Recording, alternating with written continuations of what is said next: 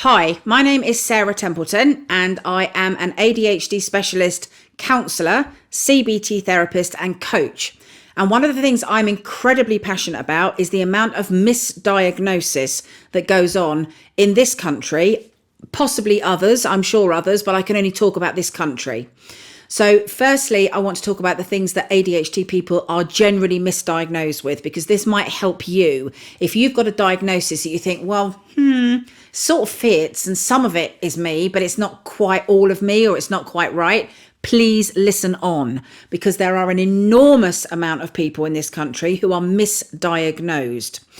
The most common thing that ADHD people are misdiagnosed with is emotionally unstable personality disorder. Now, this used to be called borderline personality disorder, but they changed the name a couple of years ago, and it's now known as EUPD. Now, psychiatrists and sometimes GPs are very quick to hand out the old EUP diagnosis.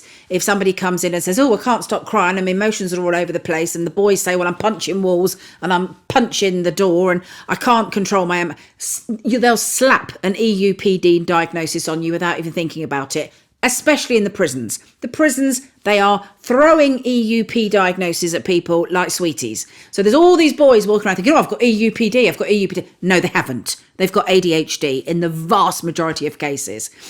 EUPD is, there are some people who've got it, and the two very, very strong traits of it are that you will have a chronic, and I mean chronic, fear of abandonment.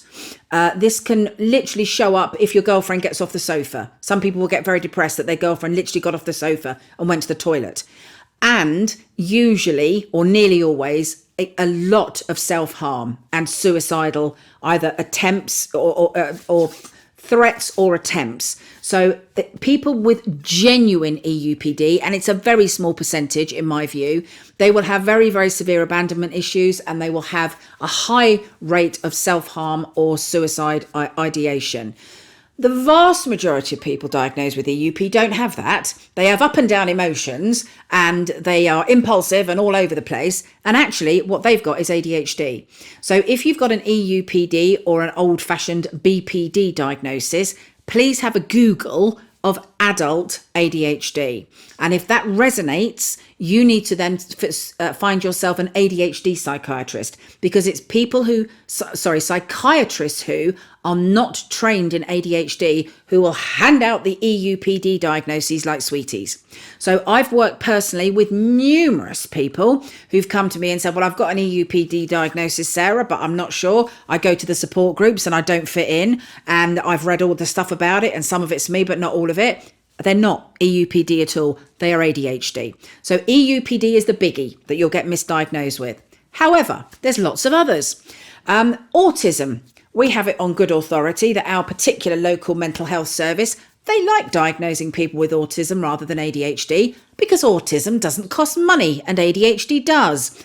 Now that's a pretty horrifying, but I've had that from very, very insider people, psychiatrists, nurses who work in mental health services, who've told me, oh yes, Sarah, it's quite common knowledge that they will diagnose autism rather than ADHD because ADHD costs money.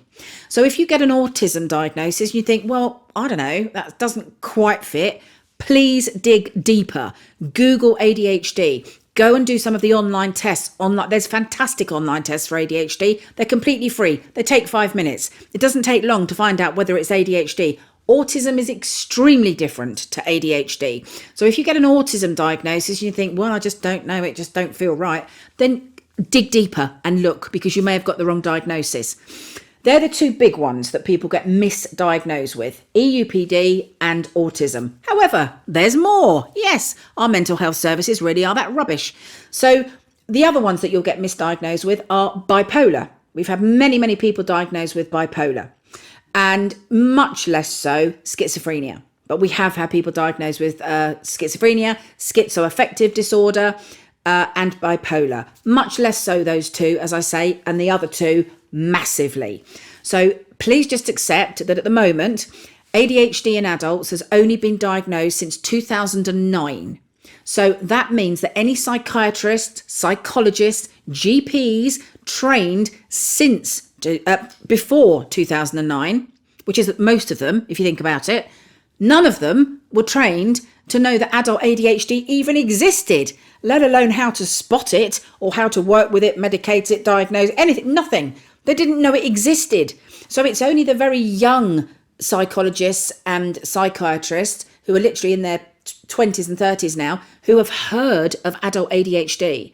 So if you think you've been misdiagnosed, don't think it's only you. It's thousands of people. It's swathes of people. My local mental health services told me that their department is littered with my letters of complaint telling them that they got the diagnosis wrong. And they also told me that in every single case, I was right. And it's not all these other conditions they've diagnosed people with. It's actually ADHD. So please, please, please, if you do not feel that your diagnosis is right, don't just accept it. And don't just take the meds and think, well, these are making me feel worse, but apparently I'm going to feel better, so I'll keep taking them. No. Don't ever stop taking meds because I've told you to. Absolutely not. But do question your diagnosis. Go to the internet, Google. Google is your friend here. Research. Go on the Facebook groups for these things. Go on the autism Facebook groups. Go on the ADHD ones. Find out what resonates for you, because you have to work yourself out. And then once you've worked yourself out and you've written up pages and pages and pages of traits and you slap that in front of a psychiatrist, then you'll get the right diagnosis. Just finally, I will say, I had to do this myself. When I'd been diagnosed ADHD by an ADHD psychiatrist, I then moved counties. I had to be re-diagnosed.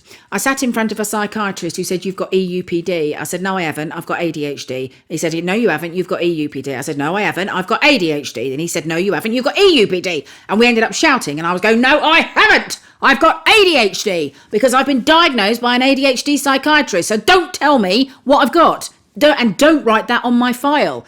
But I had to literally have a shouting match with a psychiatrist who was determined to slap the old EUPD diagnosis on me when I'd already spoken to an ADHD psychiatrist who said, you have not got EUPD. You're pure blood ADHD. That's what you've got. So don't always trust the professionals. They get it wrong, sadly. They do. So question it. If you don't agree with it, if the meds aren't working, if something doesn't feel right, then don't just accept it. Do your own research. I had to literally type up 4 sheets of A4 ADHD traits when I went to see a psychiatrist. When I walked into the room, he looked at me and he said, well, I don't think you're ADHD, just by looking at me. And I said, well, do you mind reading this paperwork first? He looked at the first page. I had 4 pages of A4 type notes I'd got on ADHD, my traits. He looked at the first page. He turned it over to the second and he went, oh, well, yeah, you are ADHD, because I'd written my own traits. So this is what I mean about you don't trust the professionals. They don't always get it right. If it feels wrong, do your own research, write up your own notes of your own traits and go and see somebody who specialises in the condition you think you've got. If that's ADHD, make sure it's an ADHD specialist psychiatrist. If it's autism, make sure it's an autism specialist psychiatrist, because only then will you get the correct diagnosis. So my final message on this will be, you might have the correct diagnosis. I'm not saying everybody's misdiagnosed, but if it doesn't feel right and your medication isn't making you feel any better and you don't feel that you fit in at the support groups, don't just accept what a psychiatrist has said to you. They don't always get it right. And really good luck with finding out exactly what's going on. We can help you with that. My company can help you. But you can also do your own research and find out for yourself. But please don't give up on yourself. If you're not feeling better and you don't think you've got the right diagnosis, chances are you haven't. So keep doing your research and really try and work out what's going on, because the answers are out there. You just aren't necessarily going to get them from a psychiatrist. You need to find out for yourself what's going on, and then you need to consult the right professional.